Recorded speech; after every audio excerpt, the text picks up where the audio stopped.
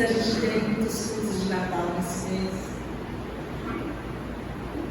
da gente ter a oportunidade de falar um pouco mais, como nós temos tido, sobre a vida de Jesus, sobre o nascimento de Jesus e todos os milagres e a grandiosidade que estava envolvida na vida de Jesus, e como que isso nos afeta, né? Como que isso tem a ver com a gente, como que isso não só enche o nosso coração de fé, mas isso também revela a grandeza de Cristo.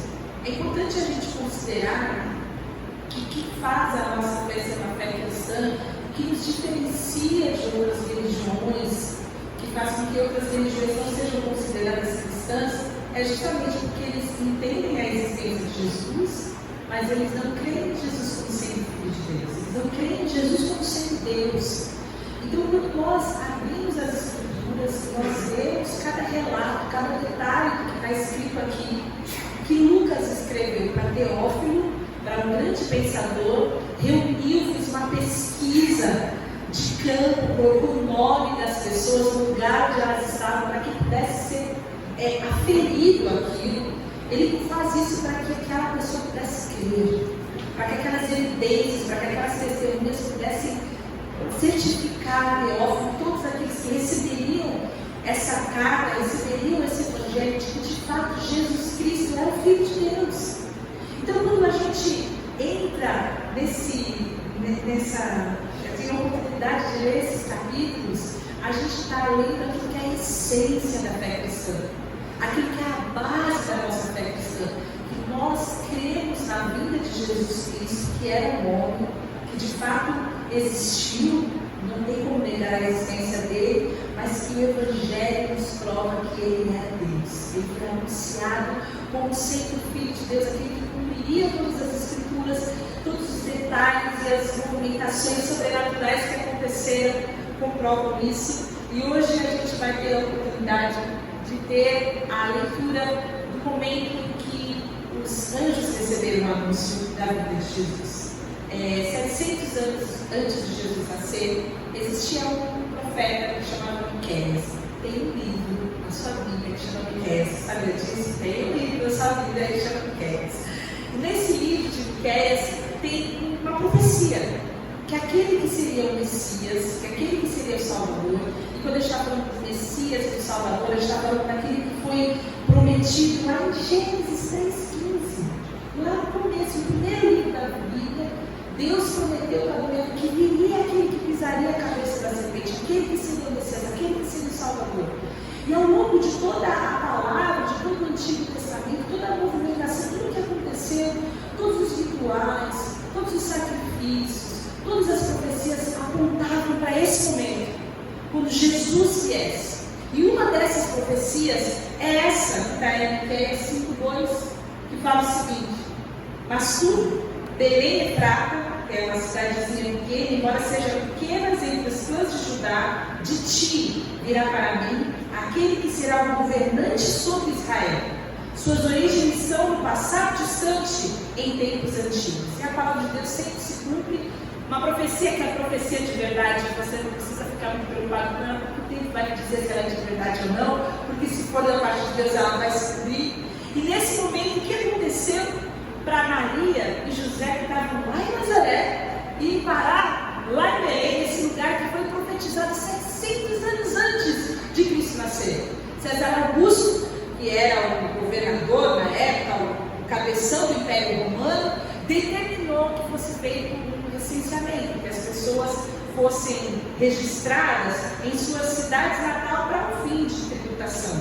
E ele faz todo esse movimento, toda uma movimentação daquele país inteiro, aquela bagunça toda, porque havia necessidade de Maria e de José, naquele dia, naquele momento específico, estavam lá em Belém, porque já havia sido prometido, havia uma profecia sobre isso. Então, no tempo oportuno, no momento certo, a palavra de Deus diz no versículo 7, agora a gente já está no capítulo 2, que ela deu a luz ao seu filho primogênito, e o envolveu em panos, e o deitou em uma manjedoura, porque não havia lugar para eles hospedador. Não havia lugar para Jesus. E aqui a gente tem muitas pregações só com esse versículo, A gente não vai se demorar aqui, mas de uma forma histórica, as hospedarias não são os hotéis que você entra no booking, você escolhe se você quer café da manhã, se você quer ser café da manhã, você não reserva com antecedência. Era tudo muito simples, de loft de madeira, onde tinham alguns pequenos quartos em cima, alguns quartos embaixo, com madeiras finas, e no meio, grande sempre, essas hospedarias muito rústicas, ficavam os animais, e ali aqueles animais tinham as suas manjedouras, que eram seus comedouros, um lugar onde eles se alimentavam grande parte. E ali, nesse lugar, não havia um lugar para Jesus, não havia um lugar dentro desses pequenos quartos, nesse lugar tão simples, nesse lugar tão humilde de Belém. Foi ali, de uma forma meio pública, talvez não tão confortável, e quem é mãe sabe, começa a fazer o pré-natal, fica escolhendo que hospital que vai nascer, qual que é o mais confortável, e quem pode ter uma doula, que tipo de parto você quer ter, que tipo de anestesia você quer tomar, faz todos. Isso aconteceu com a jovem Maria. Ela estava ali no meio de animais, no pátio, em volta talvez de outras pessoas, mas ali naquele momento, naquela situação extremamente precária, aquela criancinha, esse bebezinho veio. E esse primeiro choro, esse primeiro chorinho de Jesus, ninguém sabia que era o choro do Santo Cristo de Deus, o Criador do universo, que tinha acabado de entrar no mundo de uma forma humana. Jesus nasce em total anonimato numa cidadezinha minúscula, movimentada, agitada, superlotada, sem ninguém por perto. E a gente sabe que José tinha recebido a promessa, José tinha sido dito para ele que o nome desse menino ia se chamar Jesus, porque ele salvaria o povo dos seus pecados, que ele seria o Emanuel, que ele seria o Deus conosco, e que ele seria o Deus encarnado, que salvaria o seu povo dos seus pecados. A gente viu na semana passada a palavra maravilhosa que Maria recebeu sobre Jesus, aquele que seria o Filho do Altíssimo, que se sentaria no trono de Davi e reinaria para sempre. Então eles dois sabiam, mas naquele momento só eles sabiam, e eu teria muita dificuldade de acreditar que aquele bebezinho que estava nascendo ali, daquela forma tão precária, num lugar onde comeria um daqueles animais, era de fato o Rei dos Reis, e o Senhor, o Criador de todo o universo. É difícil a gente entender que haveriam muitos bebês, talvez, nascendo em Belém, mas nenhum nascido numa manjedoura, nenhum que estava num ambiente tão precário, e essa não foi uma grande entrada triunfal para aquele que seria, aquele que é e aquele que para sempre será o Salvador do universo. E aí eu fico pensando que talvez essa não tenha sido uma estratégia de marketing que eu e você escolheríamos. Porque olha para quem foi o anúncio. Se você pensar, se você estiver planejando uma estratégia para que seja conhecido aquele que vai ser o Salvador do universo, todos precisam conhecê-lo e todos precisam crer nele, quem será que você anunciaria? Por que você anunciaria a vinda do Salvador? Será que você não procuraria César Augusto? Será que você não procuraria Herodes? Será que você não faria um jantar ali para a elite, para a sociedade, para aqueles que eram os manda-chuvas do Império Romano e também de Israel naquele momento? Será que você não iria no templo, procuraria o sumo sacerdote, ou quem sabe os profetas daquela época? Já ia adiantar um pouco mais para o final do capítulo, ia trocar uma ideia com Simeão, com Ana, falar, olha, está chegando aí o Salvador do universo, Jesus nasceu, mas não foi isso que aconteceu. A palavra que nós recebemos é que esse anúncio é feito para um pastor, para pastoras. Se você pensar, hoje em dia, a gente não tem mais essa cultura dos pastores, principalmente porque nós estamos numa cidade urbana, mas eles existem, são pessoas que trabalham na zona rural. E quando você olha para as pessoas que trabalham na zona rural, vocês entendem que são pessoas extremamente simples. Não era diferente naquela época. Eles eram, na melhor das hipóteses, pessoas simples, pessoas comuns, pessoas ordinárias, mas naquela época eles eram excluídos, eles eram rudes, eles não faziam parte da elite social, eles eram considerados párias da sociedade. Existia só alguém abaixo dos pastores, que eram os leprosos. Dentro da escala social, os pastores estavam lá embaixo. eram aqueles que ninguém jamais ia convidar para sentar à mesa. Eles eram sujos, eles estavam sempre cobertos de sangue.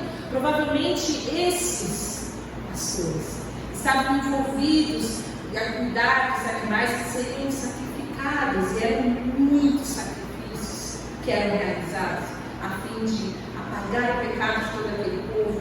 E esse então é o último grupo de pessoas que você espera que seja anunciada a vinda do Salvador. E esses pastores, então, a palavra de Deus fala que eles recebem uma visita. Versículo 9 e 10 fala que aconteceu com o anjo do Senhor. Apareceu-lhes, e a glória do Senhor resplandeceu a deles, e eles ficaram aterrorizados. Mas o anjo lhes disse: não tenham medo. Mais uma vez, o anjo aparece e fala: calma, nessa hora, não tenha medo. Não tenha medo. E a Bíblia então nos apresenta esses grupos de pastores, esses pastores que estão à noite, esses pastores que estão trabalhando, esses pastores que estão cuidando dos seus rebanhos. E para eles fosse mais uma noite de trabalho, como qualquer outra, mas naquela noite especial aparece com muito resplendor o anjo do Senhor, e a glória então enche todo aquele lugar, e eles ficaram tomados de muito medo, aterrorizados. Ele pode ser traduzido como com vontade de fugir no original. Eles queriam sair correndo, mas para onde? Se a glória tinha enchido todo aquele campo, eles não tinham para onde fugir. E nesse momento, nessa passagem, a gente pode olhar para quem essa mensagem, esse anúncio foi dirigido para pessoas que a sociedade não respeitava. A honestidade, a integridade dos pastores naqueles dias eram tão questionáveis que pastores, pessoas que exerciam essa função, não eram aceitos como testemunhas no tribunal. Pensa, lá embaixo, muito lá embaixo, era nesse lugar que os pastores estavam na escala da sociedade. Eles eram desprezados, eram pessoas desprezadas. Era um tipo de relacionamento que havia naquela época, uma escalada social muito grande, onde as pessoas eram rechaçadas, as pessoas não podiam entrar nos templos, as pessoas não podiam fazer sacrifícios, e os pastores eram essas pessoas rechaçadas. E Deus entra na história da humanidade. Jesus aparece ainda um bebezinho, chorando no colo de Maria e José, naquele lugar simples, naquele lugar humilde, naquele lugar rústico. E ele nasce ali, e a primeira mensagem é levada para pastores, porque Deus queria mostrar que o seu amor e a sua graça estão disponíveis para todas as pessoas. A primeira mensagem, a linda mensagem que nós podemos absorver quando os pastores recebem esse anúncio, no meio de um universo de pessoas poderosas naquela época, que tinham muito poder, que poderiam fazer uso dessa informação, que poderiam colocar Jesus no topo, na escalada social. Não, o anjo aparece para pastores, para que toda a gente tenha o conhecimento que o Evangelho, que a graça, que o reino de Deus está chegando para todos. No mundo de performance, no mundo de títulos, no mundo de seguidores, de apreciadores, onde as pessoas estão sendo constantemente julgadas e submetidas a padrões da sociedade, padrões estéticos, padrões sociais, padrões culturais, padrões financeiros, onde nós estamos sempre apertados, estamos sempre esmagados. O Evangelho nos traz essa boa notícia: a graça e o amor de Deus é para todos. Nós encontramos essa verdade também em Coríntios, em 1 Coríntios, nos versículos, capítulo 1, versículos de 26 a 30, Paulo fala o seguinte: irmãos, pensem no que vocês eram quando foram chamados. Poucos eram sábios, segundo os padrões humanos, poucos eram poderosos, poucos eram de nobre nascimento, mas Deus escolheu os que são os loucos para o mundo, a fim de envergonhar os sábios, e os que são fracos para o mundo, a fim de envergonhar os fortes. Deus escolheu as coisas insignificantes do mundo, os desprezados, as coisas que não são, para invalidar as que são, a fim de que ninguém se vanglorie diante dele. É, porém, por causa dele, que vocês estão em Cristo Jesus, o qual se tornou para nós sabedoria de Deus, justiça, santidade e redenção. É isso que o Evangelho faz. Ele escolhe nós. A gente não é muito brilhante, a gente não é muito nobre, a gente não tem muita coisa na gente mesmo para oferecer, mas Deus confunde, porque Ele pega a gente que é gente comum, que é gente que não vale muita coisa. Depois vai falar lá, é vaso de barro, sabe? Vaso de 99, como eu gosto de falar, aquele vasinho que você ganha, você fala, onde é que eu vou esconder isso aqui não dá para enfeitar, é a gente, vaso de barro. Gente que não tem muita significância. E talvez você se olhe assim algumas vezes e fale, cara, eu não cheguei para mim. Mas olha o que o Evangelho faz. O Evangelho de Deus fala que, por causa dele, por causa do Evangelho, por causa desse amor, da escolha de Jesus, nós estamos em Cristo. Porque Ele nos escolheu, nós estamos em Cristo. Porque nós aceitamos, porque nós recebemos essa verdade. Cristo se tornou para nós sabedoria, justiça, santidade e redenção. E não há grandeza maior do que ser cheio de sabedoria, de justiça, de santidade, de redenção. Essa é a graça de Deus. E outra coisa além da graça, esses pastores receberam um anúncio muito poderoso. E o anúncio que eles receberam era o seguinte: eu estou trazendo para vocês boas novas de grande alegria. Eu estou levando para vocês, mas também para todo o povo. Hoje, na cidade de Davi, lhes nasceu o Salvador, que é Cristo o Senhor. Hoje, na cidade de Davi, lhes nasceu o Salvador, que é Cristo o Senhor. Isso é algo muito poderoso. Quando o anjo fala que na cidade de Davi está nascendo um bebê, que esse bebê está envolto em panos, ele está numa manjedoura, não é um bebê qualquer. Esse bebê que vocês vão lá procurar, ele é o Cristo. Esse bebê que vocês vão procurar, ele é o Salvador. Esse bebê não é qualquer bebê, ele é um bebê especial. E nós precisamos entender quem é Jesus. Porque a existência do homem Jesus, a existência daquele bebê, a existência das inúmeras figuras que você já viu nas manjedouras que são apresentadas no Natal, elas não vão refletir vida nenhuma se não houver a compreensão de quem de fato Jesus é. Se não houver no nosso coração essa dimensão de quem Jesus é. Nós precisamos compreender que há apenas um Deus, há um único Deus verdadeiro, há um único Deus eterno, e esse Deus é por natureza um Salvador. Ele fala, nasceu o Salvador.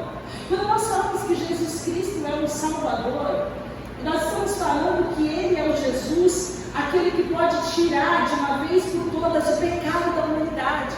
Você vai estudar toda a história das religiões, você vai procurar os deuses, você vai procurar aqueles que são ídolos, aqueles que são adorados, e você jamais vai encontrar um Salvador. Você jamais vai encontrar um Deus que se deu, que se entregou, que quis morrer por aqueles que o seguiam. Nunca existiu e nem nunca jamais existirá. Ele é o único Deus que pode tirar o pecado da humanidade, mas Ele é aquele que é Salvador. Todos os outros deuses, todas as outras religiões, elas nos oferecem uma oportunidade de apaziguar a ira desse Deus, o adorar, o servir esse Deus por meios de rituais, de algumas coisas que a gente pode cumprir, mas Cristo não. Primeiro Ele se ofereceu, primeiro Ele se deu, primeiro Ele veio ao mundo, primeiro Ele ofereceu para nós a salvação, para que por causa dessa salvação, por causa dessa graça, por causa desse amor, nós pudéssemos crer nele. Mas você jamais vai encontrar nenhum Deus que seja por natureza um Salvador. E a palavra fala, Ele é chamado de Salvador. Ele é aquele que vai dar a sua vida por amor de muitos. Ele é aquele que se vestiu da natureza humana, que tirou as suas vestes de glória, como a gente viu em Filipenses 2, que deixou a sua glória, que não teve por usurpação ser igual a Deus, mas Ele humilhou-se a si mesmo e tomou uma forma humana. E na forma humana Ele nasceu aonde? Numa hospedaria, não dentro do quarto, no meio do pátio, no meio dos bichos, numa manjedoura. Foi o primeiro lugar que o nosso Cristo nasceu. Ele tomou a forma de servo, e como servo humilde, Ele foi obediente. Filipenses fala até a morte, uma morte de cruz. E essa morte de cruz foi para tomar o meu e o seu lugar, porque Ele um Salvador. Todo o sacerdote, esse texto fala, se apresenta dia após dia, ministrando e oferecendo muitas vezes os mesmos sacrifícios que nunca podem tirar pecados. Era isso que aqueles anos faziam. Cuidavam dos bichinhos que iam ser oferecidos como sacrifício no templo todos os dias. Muito sacrifício, muito sangue, muito pecado, muita necessidade de perdão de pecados. Mas este, a palavra fala, havendo oferecido para sempre um único sacrifício pelos pecados, assentou-se à direita de Deus, desde agora, esperando até que seus inimigos sejam postos pelos cabelos dos seus pés, porque com uma só oração aperfeiçoou para sempre os que são santificados. Um só sacrifício, uma só vez, uma só morte, pois expia todos os nossos pecados, os pecados que foram praticados lá atrás e que às vezes a gente se lembra deles. E aquela culpa vem e a gente se arrepende, poxa, ele já foi perdoado. Os pecados que nós cometemos hoje, e até aqueles que a gente ainda luta contra eles, a gente sabe que eventualmente a gente ainda vai praticar. Pecados do passado, pecados do presente, pecados do futuro, todos encerrados na cruz do Calvário. Quando Jesus gritou para Deus, "Tetelestai", ele estava consumando na cruz a nossa obra salvífica, a obra salvadora, perdoando todos os pecados da humanidade para que o homem pudesse ter comunhão com ele. Isso é Cristo, nascido Salvador. Cristo Salvador. Essa é a mensagem de Natal. A palavra fala que é por isso que nós trabalhamos, porque nós temos posto a nossa esperança no Deus vivo, Salvador de todos, especialmente daqueles que creem. Ele é o Salvador. Jesus Cristo é o Salvador. Nós precisamos de um Salvador. Nós sabemos que nós precisamos de um Salvador, mas a palavra também fala que ele é o Cristo. Cristo não é sobrenome de Jesus. O que quer dizer Cristo? Cristo quer dizer ungido. Cristo quer dizer Messias. Cristo quer dizer prometido. Aquela promessa que está lá em Gênesis 3,15. Ele é o Cristo. Cristo era o que o povo de Israel aguardava. Eles aguardavam ansiosamente pelo Cristo. Cristo significa Christus. Isso significa crio, que vem da palavra ungir. Mas a tradução do hebraico quer dizer Messias, que é de onde vem a palavra Messias. Então, Cristo quer dizer Messias ungido. É isso que aquele nenezinho era. Durante toda a história do Antigo Testamento, as pessoas haviam sido ungidas com a finalidade de revelar que elas tinham sido escolhidas e capacitadas por Deus para guiar o povo, para governar o povo, para trazer uma palavra profética quando eles eram profetas.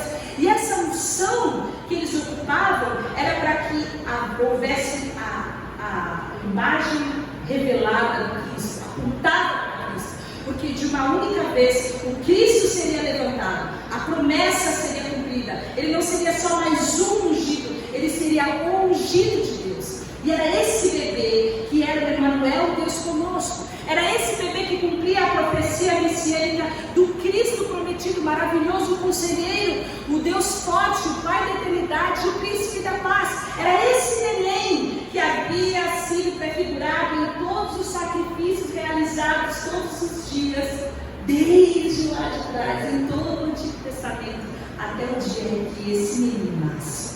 E até o dia em que ele vai entregar a sua vida na cruz do Calvário, o seu sangue será vertido e ele vai morrer carregando com ele todos os pecados da humanidade.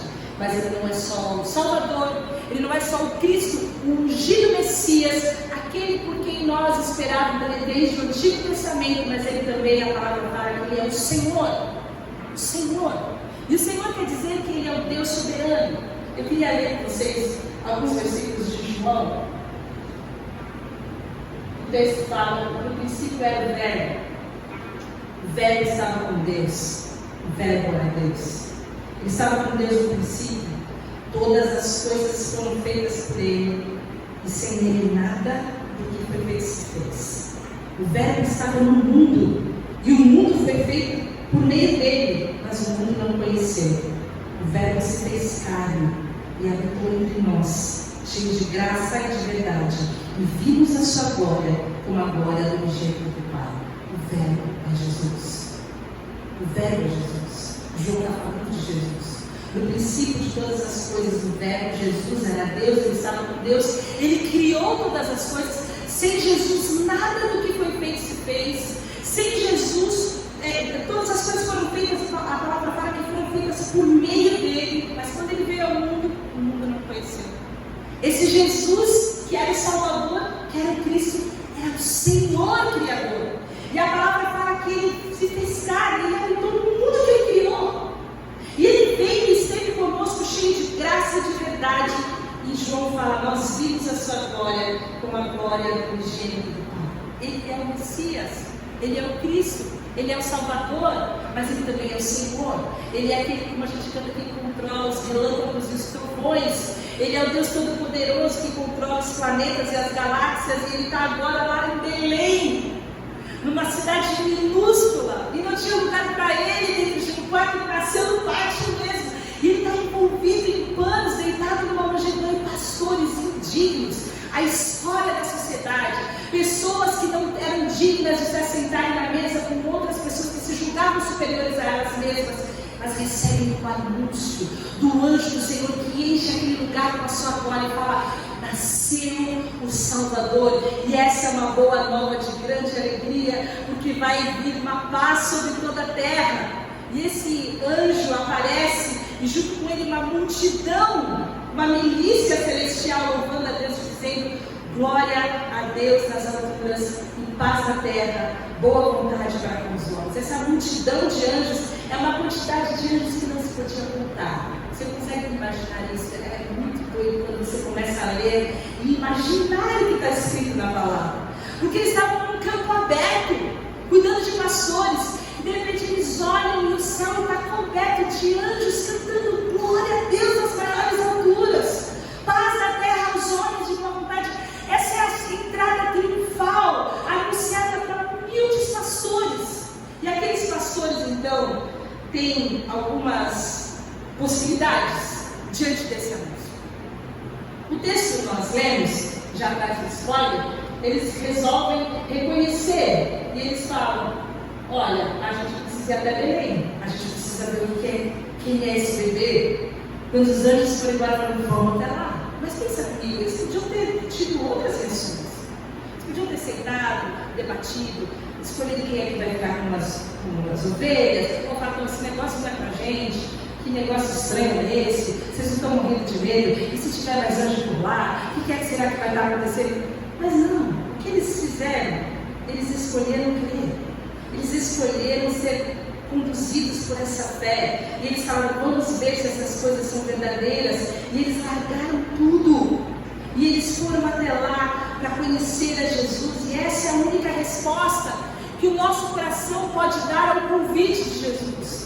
Quando nós contemplamos a Jesus, quando nós vemos a Jesus, ele só não é mais uma figura histórica, ele não é mais uma pessoa da religião, mas ele é o nosso Salvador, ele é o nosso Cristo. Quando nós interpretamos a palavra de Deus e nós vemos que nós somos aqueles que temos um Senhor, o Todo-Poderoso Deus, a nossa resposta deve ser deixar tudo. Eu vou deixar tudo e eu vou chegar mais perto para conhecer melhor esse Cristo. Eu vou até lá para ver o que acontecer. Receber a mensagem deve ser essa reação. E essa reação vai gerar então uma experiência. E a experiência deles é que eles foram depressa. E eles encontraram a Maria, José e o bebê que estava deitado na manjedoura. Depois de ver, contaram a todos o que lhes fora dito a respeito daquele menino. E todos os que ouviram e os pastores diziam, ficaram admirados. Eles primeiro creram e depois eles viram. E essa é a dinâmica da fé. Às vezes a gente quer ver para depois crer. Mas você não vai achar isso nas escrituras. Você precisa crer para você ver. Foi o que aconteceu com esses maravilhosos pastores escolhidos pelo Senhor aqui. Eles creram. E porque eles creram, eles foram os primeiros a verem o Cristo, o Messias do Salvador. Eles podiam ter rejeitado essa mensagem. E é o que muitas pessoas fazem. Eles sabem a existência de Jesus, receberam o anúncio de Jesus, tem um fundo de veracidade ali, no caso deles eram anjos, né? Okay, nas outras pessoas, até que, mas elas desprezam essa verdade. Elas não vão até Cristo, elas não se achegam a Cristo, elas não querem conhecer mais, elas não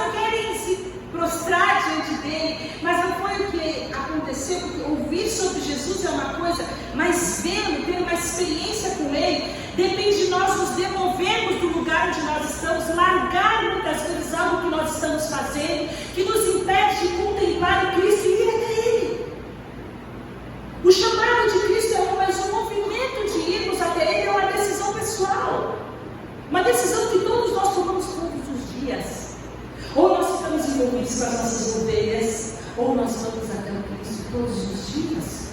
Esse é o movimento daquele que quer ter intimidade, daquele que vive a vida da fé. E o verdadeiro anúncio do Natal é que a salvação está disponível para todas as gentes, para todas as pessoas. E quando nós encontramos Jesus por nós mesmos, nós também queremos que as outras pessoas o encontrem. E foi o que aconteceu com eles. Eles saíram falando, aqueles homens hostis, duros, aquelas pessoas humildes, aquelas pessoas cuja palavra sequer era considerada um julgamento, um tribunal, foram as primeiras testemunhas vivas, os primeiros evangelistas que falaram e anunciaram Cristo. E nós entendemos que quando nós conhecemos Jesus, a gente pode falar com Pedro, nós não podemos deixar de falar daquilo que nós temos visto e ouvido. E a gente nunca sabe quem vai responder com fé a mensagem do Evangelho. Por isso que a gente precisa sair e anunciar. Olha, não é só mais um Natal. Nós comemoramos a vida do nosso Salvador, é o nosso Senhor, é o nosso Cristo, é o Messias prometido. Ele veio para trazer salvação para a humanidade, porque é isso que Jesus é para mim. É quem Jesus é para mim, e essa é a resposta que muda tudo. Porque quando você reconhece que Jesus é o Cristo, que Jesus é o Salvador, que Jesus é o grande Senhor, o nosso coração se prostra em adoração. O nosso coração se prostra em devoção. O nosso coração se prostra e entrega, porque esse é o maior de todos os anúncios. Deus mostra a sua bondade, a sua gentileza. Deus mostra a sua graça, restringindo o mal, trazendo a provisão.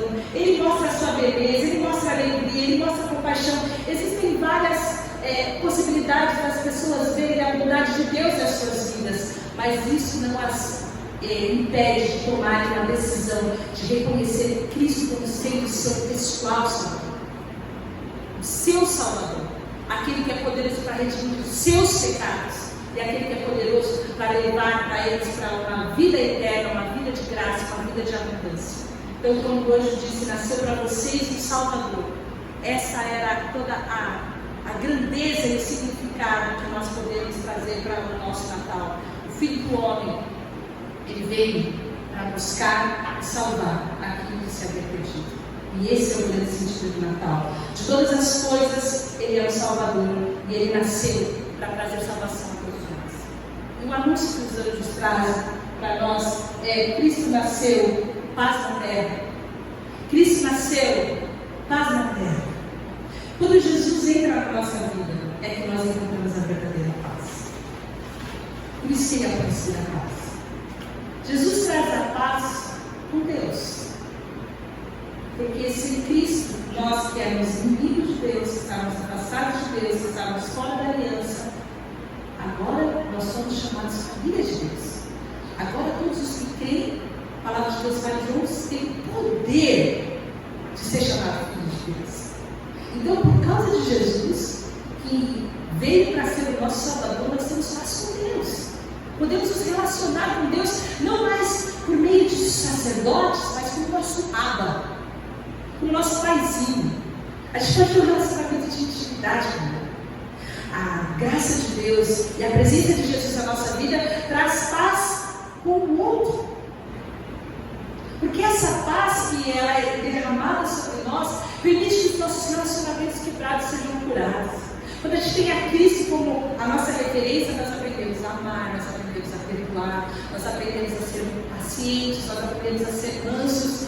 A gente vai aprendendo, o processo é longo, mas a gente vai aprendendo. E a presença de Jesus na nossa vida, do Espírito Santo na nossa vida, permite que nós tenhamos paz em nossos relacionamentos. Paz com Deus, paz com o outro. E através da nossa influência, nós somos aqueles que vamos pregar a paz ao mundo, porque Jesus é o príncipe da paz. É aquele que pode trazer a salvação para a humanidade, e aquele que pode trazer a restauração do homem completo. A restauração do corpo, a restauração da alma, mas principalmente a restauração do espírito. Sem salvação não tem paz. Mas todos aqueles que têm a Cristo como Salvador, têm a presença em si, do príncipe da paz. E esse é o grande anúncio que aqueles homens humildes receberam. Esse é o grande anúncio que nós, que somos indignos muitas vezes. Quantas vezes a gente olha para Deus e a gente se sente envergonhado, porque a gente sabe que a gente está em falta com Deus. A gente não cumpre aquilo que a gente deveria, a gente faz algumas coisas que a gente não gostaria, a gente se sente distante de Deus, a gente deveria ter um relacionamento mais profundo com Deus, e porque a gente se sente aqui, a gente vai se afastando ainda mais. Mas a boa notícia para nós hoje nessa manhã é que Deus é Deus de graça. E Deus trouxe a graça para nós.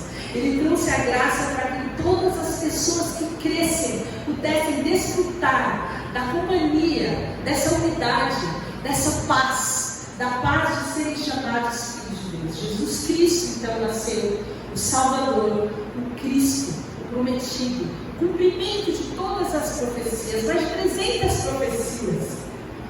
E Ele é também aquele que é o nosso Senhor, a quem nós devemos a nossa vida, a quem nós devemos a nossa aflição, a quem nós devemos a nossa devoção. Que a sua vida se encha de adoração e que você permita que essa grandeza do Cristo, do Filho, possa permear a sua alma, para que você saiba dizer para todas as pessoas que puderem perguntar: quem é Jesus? Quem é Jesus? Quem é Jesus? Essa resposta pode mudar a nossa vida, a percepção do nosso dia, mas principalmente a nossa eternidade. Vamos orar. Te agradecemos por Jesus. Te agradecemos pelo Cordeiro que foi por nós na fundação do mundo. Te agradecemos. Porque Ele com tanta grandeza, com tanto poder, com tanta majestade. Isso não foi